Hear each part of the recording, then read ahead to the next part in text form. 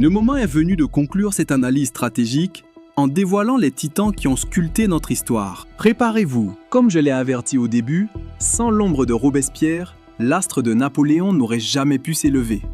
Regardez ce diagramme. C'est le duel décisif entre deux archétypes du pouvoir.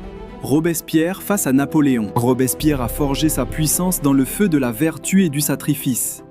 18 heures de labeur par jour. Il était l'incarnation totale de la révolution. Pas de romance, aucune distraction charnelle, aucune richesse. Il refusait même d'être payé, tel un moine guerrier de la politique. Son unique mission, garantir la survie de la révolution. Et grâce à cette dévotion fanatique, il a réussi l'impossible. C'est noté ?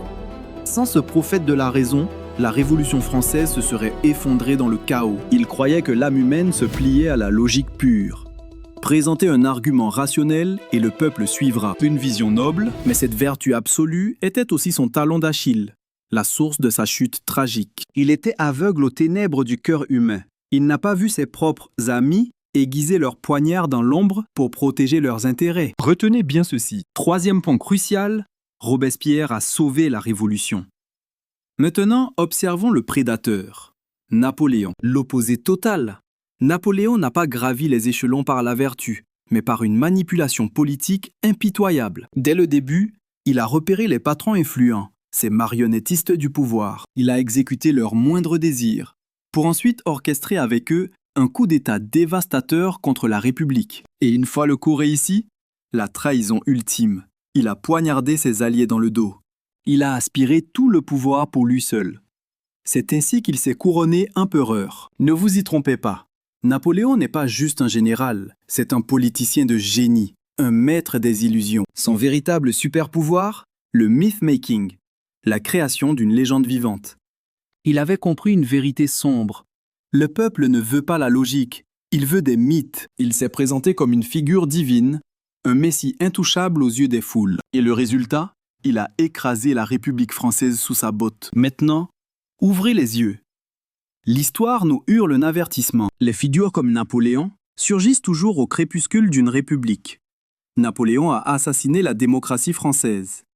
Mais regardez Jules César, c'est exactement la même aura, la même ambition dévorante. César a identifié ses cibles, manipulé ses mécènes et les a surpassés en accumulant une puissance terrifiante. Son objectif ? Créer le mythe du général invincible, l'homme providentiel. Conséquence fatale, la République romaine a été anéantie. Plus tard, nous analyserons le cas d'Hitler. Et devinez quoi ? Le schéma se répète. C'est le même cycle maudit. Hitler a pris le pouvoir en déjouant ses patrons locaux. C'est une leçon de stratégie pure. N'oubliez jamais, les nazis ne sont pas sortis du néant. C'est un complot interne. Ils ont été incubés par l'armée allemande elle-même pour détruire le communisme. Une arme devenue incontrôlable. Et Hitler a exploité cette faille avec une précision chirurgicale. Il s'est hissé au sommet en jouant le rôle du sauveur du peuple allemand. Puis, il a pulvérisé la République allemande. Pourquoi cette analyse est-elle vitale aujourd'hui ? Parce que nous sommes peut-être à l'aube d'un nouveau cataclysme. La République américaine pourrait s'effondrer. Trump, comment a-t-il atteint le sommet ? Manœuvre politique. Pourquoi est-il président ? Parce qu'il possède ce génie de la mythologie. C'est la clé pour décoder le phénomène Trump. Tout le monde crie, c'est un mauvais businessman. Mais il rate l'essentiel. Il a dilapidé des fortunes colossales. Le terrorisme, l'économie, ce sont des concepts qui lui échappent totalement. Mais il s'en moque éperdument. Car il maîtrise une force bien plus obscure. La mythologie. Son véritable talent, c'est de capturer l'esprit des masses, de monopoliser l'attention. Il grave sa propre image de Messie dans la conscience collective. C'est sa seule et unique obsession. La réussite conventionnelle, il n'en a aucun besoin pour gagner. Il lui suffit de jouer son rôle, de se mettre en scène pour enflammer l'imaginaire du peuple. À quoi consacre-t-il son temps précieux ?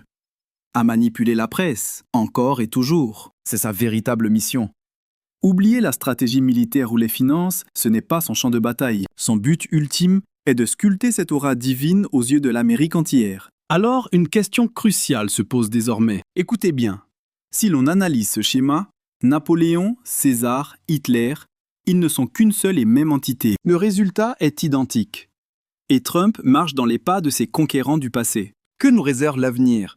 Nul ne le sait, mais soyez très attentifs car l'enjeu est colossal. Si dans les 10 prochaines années, il parvient à anéantir la République américaine, alors le cycle historique se confirmera, révélant un motif effrayant. Si ce motif se répète, nous tiendrons le pouvoir ultime, celui de prédire et de contrôler l'histoire elle-même. Voilà la théorie fondamentale. C'est tout pour l'analyse. Est-ce que cette vision vous paraît claire?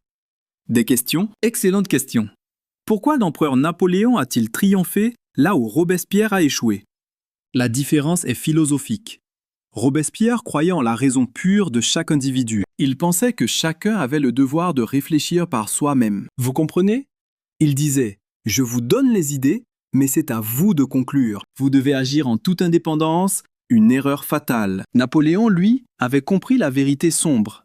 La foule ne veut pas réfléchir, elle veut croire. Elle veut se soumettre. Il s'est dressé en sauveur. « Suivez-moi, et je vous ouvrirai les portes du paradis. » Et ils l'ont suivi. Vous voyez? Le peuple est ivre de cette confiance absolue, ce charisme dévastateur de Napoléon. Regardez Trump, c'est exactement la même aura. Vous le prenez peut-être pour un imbécile, mais pour l'homme de la rue, sa confiance inébranlable le fait passer pour un génie tactique. C'est la loi de l'attraction du pouvoir. Est-ce que vous saisissez? La logique ennuie les foules. Elle ne cherche que le charisme et la certitude. Il scande sa promesse. « Suivez-moi, et nous rendrons sa grandeur à l'Empire. » Votre raison vous dit que c'est insensé, mais peu importe la logique. Il a tissé une mythologie capable de capturer l'imaginaire collectif. C'est si puissant que ses fidèles seraient prêts à mourir pour cette illusion. Vous saisissez la gravité de la situation? C'était le secret de la puissance militaire de Napoléon. Une confiance qui obligeait les hommes à marcher vers la mort. Compris? Parlons maintenant de la fabrication du mythe. La création de mythes. Trump est un grand maître dans cet art obscur. Il y a la réalité tangible, celle que nous voyons chaque jour, et puis il y a les mythes, ces croyances invisibles qui régissent véritablement le monde. Objectivement, c'est un homme d'affaires déchu, un roi sans couronne dans le monde réel. Son père, Fred Trump, avait bâti un empire immobilier colossal. Mais lui, il a pris les rênes et a failli précipiter tout cet héritage dans les abysses de la faillite. Vous voyez le paradoxe? Fred Trump, lui, était un stratège de l'ancien monde, obsédé par une seule tactique, l'accumulation infinie de richesses. Il calculait chaque mouvement, bâtir un empire solide, recruter des lieutenants fidèles et forger le moral d'acier de ses troupes. Et dans l'ombre, il planifiait le coup ultime. Comment siphonner discrètement les coffres du gouvernement royal. Il se noyait dans la micro-gestion logistique. Mais son héritier a rejeté cette doctrine. Non, le peuple se moque de la vérité technique. Ce que la foule désire, c'est une idole dorée, l'avatar vivant de la puissance absolue. Et comment reconnaît-on un empereur des temps modernes? Il est entouré de courtisanes d'une beauté céleste, n'est-ce pas? Je conquérais les plus belles femmes du royaume. Et les chroniqueurs chanteront mes exploits nuit et jour. Et la plèbe, éblouie par tant d'éclat, s'écriera « Par les cieux, cet homme n'est pas mortel, c'est un dieu vivant. » Car si ces déesses désirent sa couche, c'est la preuve irréfutable qu'il possède une aura souveraine. Offrons-lui notre or, c'est un génie militaire. Vous voyez, le peuple n'achète pas des faits, il achète une mythologie héroïque. D'un point de vue purement rationnel, c'est une folie totale. Mais l'arme secrète qui a forgé son trône, c'est cette émission légendaire, The Apprentice. L'écran la dépeint comme le grand stratège suprême, un visionnaire guidant le monde vers l'avenir avec une sagesse infinie. Alors que dans la froide réalité, c'était l'inverse total. Une pure fabrication. Mais il avait percé à jour le secret interdit. La vérité importe peu aux yeux des mortels. La foule réclame du spectacle, du drame. Une intrigue palpitante qui fait battre leur cœur à tout rompre. Si je transforme la politique en une série télévisée additive, ils me suppieront de rester sur le trône pour l'éternité. Cette stratégie est terrifiante de lucidité, n'est-ce pas? Absolument. Alors, l'illusion est-elle plus puissante que la réalité tangible? La réponse est un oui retentissant. Car le monde réel est un champ de bataille impitoyable et cruel. Les humains cherchent des mythes simples. Des boucliers mentaux pour survivre au chaos de l'existence. C'est là que réside la véritable puissance dogmatique de la religion. Comprenez bien, il ne fait pas de la politique. Il fonde un culte sacré dont il est la divinité centrale. Il marche sur les traces sanglantes et glorieuses de l'empereur Napoléon lui-même. Écoutez la prophétie de Napoléon. « J'ai vu le chemin pour réaliser mes ambitions célestes. Je fonderai une religion. Je me voyais conquérir l'Asie, monté sur un éléphant de guerre, turban au front. Et dans ma main, un nouveau texte sacré, écrit par moi seul pour plier le monde à ma volonté. Le MAGA n'est pas un slogan, c'est le dogme de cette nouvelle ère. Rendez sa grandeur à l'Amérique, oubliez l'analyse politique classique. Voyez-le comme l'avènement d'une ferveur religieuse incontrôlable. Maintenant, laissez-moi disséquer la source de sa domination spirituelle sur les masses. Ma prédiction est formelle. Il régnera sur l'Empire américain pour les 10 prochaines années. Le détrôner est impossible. Car si vous le chassez, l'émission s'arrête brutalement. Vous saisissez le danger, le public serait forcé de retourner à la réalité morne. Et ils rejettent cette option de toute leur force. Les masses veulent vivre dans la fiction.